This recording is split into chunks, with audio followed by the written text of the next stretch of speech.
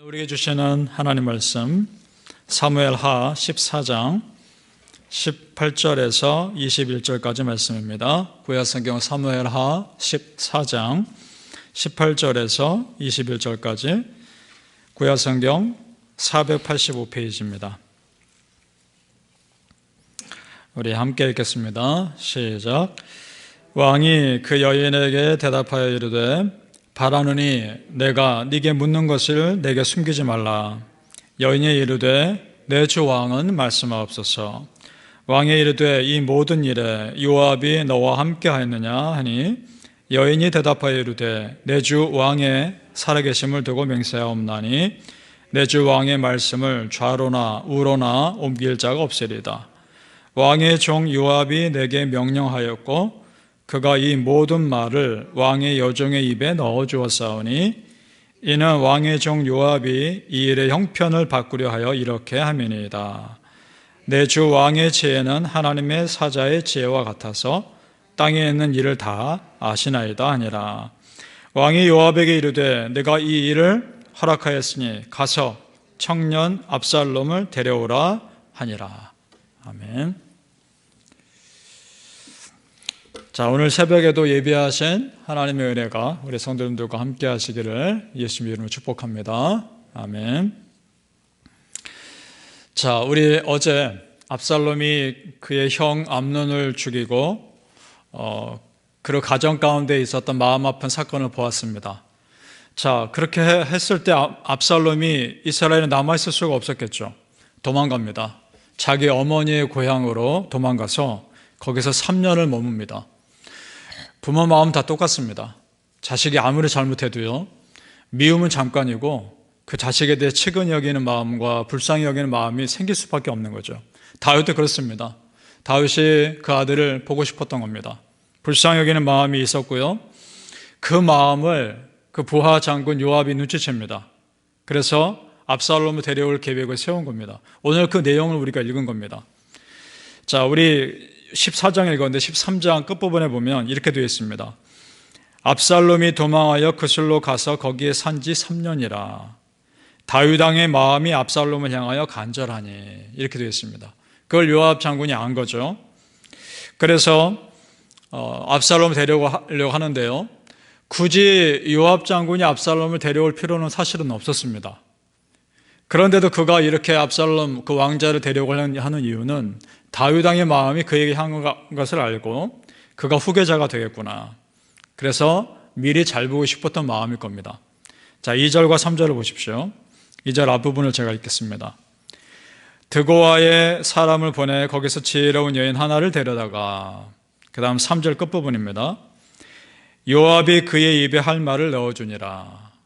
자, 요압이 한 지혜로운 여인을 부른 겁니다. 그리고 이렇게 시킨 겁니다. 여차여차 해라. 상복을 입고 장례뜬한 그런 옷을 입고 네가 다윗 왕에게 이렇게 말해라. 할 말을 알려준 거죠. 그 말이 뭐냐? 그 여인이 왕 앞에 이제 나타난 것이죠. 그렇게 이렇게 말합니다. 자기에게 아들이 둘이 있는데 그 두 아들이 서로 싸웠다는 거죠. 그런데 누가 말리지 않으니까 한 아들이 또 다른 아들을 죽였다는 겁니다. 그러니까 사람들이 그걸 보고서 죽인 아들을 내어놓으라 라고 말하는 거죠. 그럼 그 아들까지 죽게 되는데 왕이여 이걸 어떻게 합니까? 그래서 다윗이 약속하죠. 내가 그 아들 살려주겠다, 지켜주겠다. 그 얘기를 듣고 그러자 그 여인이 요압이 알려준 말을 하는 겁니다. 그렇다면 왕은 왜 압살롬을 데려오지 않습니까? 이 얘기를 하는 겁니다. 그러니까 그 여인의 비유가 꼭 다윗 왕의 상황을 비유로 들었던 그런 얘기였던 겁니다. 그러니까 다윗 왕은 눈치챈 거죠. 이것은 요압이 꾸민 거구나. 그래서 묻습니다. 19절에 앞부분입니다. 왕이 이르되 이 모든 일에 요압이 너와 함께 하였느냐 하니, 그 다음 20절에 앞부분, 이는 왕의 종 요압이 이 일의 형편을 바꾸려 하여 이렇게 함이니이다. 그 여인도 사실대로 얘기를 하죠. 다윗도요, 요압이라고 하는 그 장군이 항상 행동에 앞서서 문제를 일으키는 것을 잘 압니다. 전에도 한번 그러지 않았습니까? 아브넬 장군을 죽였지 않습니까? 그래서 그런 위기가 있었죠. 그 행동이 마음에 들진 않지만 다윗도 압살롬이 보고 싶은 것이죠. 그래서 허락합니다. 자, 21절에 이렇게 되어 있습니다. 왕이 요압에게 이르되 내가 이 일을 허락하였으니 가서 청년 압살롬을 데려오라. 이렇게 말합니다. 자, 데려오라라는 뜻을 좀 찾아봤습니다. 이런 뜻이 있습니다. 되돌리다, 회복하다, 새롭게 시작하다. 그러니까 다윗 왕도 그 아들 압살롬과 함께 다시 시작하고 싶었던 겁니다. 그래서 데려오라라고 허락합니다. 그런데 여러분, 압살롬이 다시 왔을 때 다윗의 반응이 이상합니다. 반갑게 맞이하는 것 같았는데 그 아들을 그 이후에는 다시 만나주질 않습니다. 자, 23절과 24절 한번 같이 읽어보죠. 오늘 성경 14장 23절, 24절입니다. 시작. 요압이 일어나 그슬로 가서 압살롬을 데리고 예루살렘으로 오니 왕이 이르되 그를 그의 집으로 물러가게 하여 내 얼굴을 볼 수 없게 하라 하매 압살롬이 자기 집으로 돌아가고 왕의 얼굴을 보지 못하니라. 이상하죠? 그렇게 2년이 또 흐릅니다. 자, 왜 그랬을까요? 아마도 여러분, 다윗이 압살롬 처음 예루살렘 왔을 때 만났겠죠. 한번 보면 알죠. 이 아들이 보기에 아직 자기의 죄를 회개하지 않은 겁니다. 아직까지. 그래서 그 아들을 다시 본격적인 왕자로 회복시키기까지는 아직 준비가 안 된 것이었던 거죠. 그래서 그 아들을 만나준 겁니다. 왜냐? 백성들의 이목도 있는 거 아닙니까? 그래서 2년이라는 시간을 가택연금 비슷하게 보내게 한 것이죠. 자, 여러분 어떻습니까? 다윗도 그렇고 요압도 그렇고 2년이라는 시간이 지나고 3년이라는 시간이 지나고 그렇으면 충분히 사람이 달라졌겠지, 바뀌었겠지 라고 생각하고 데려온 거 아니었겠습니까? 그런데 아직 압살롬은 다윗 왕의 마음에 순종할 준비가 안 되었던 겁니다. 여기서 무엇을 우리가 깨닫습니까? 이런 겁니다. 사람 생각에 이렇게 하면 좋겠다 라고 여겨지는 것들도요, 충분히 우리가 기도하지 않고 시작하면 문제 생길 수 있는 겁니다. 아무리 사람 생각에 좋다 여겨지는 계획도 기도가 충분하지 않으면 꼭 문제가 생기는 겁니다.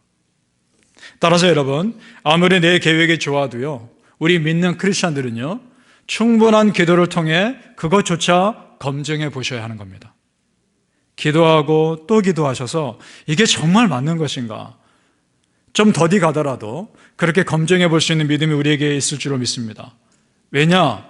기도하면 은혜를 주시는데 어떤 은혜냐? 기도하면 그전에 알지 못했던 것을 깨닫게 하시는 은혜가 있습니다. 보지 못했던 것을 보게 하는 은혜가 있습니다. 믿으십니까? 그게 기도의 힘입니다. 그렇게 기도했으면 또 내 계획이 아무리 철저해도 하나님의 뜻대로 바꿀 수 있는 그런 마음도 있어야 하는 겁니다. 그것이 순종입니다.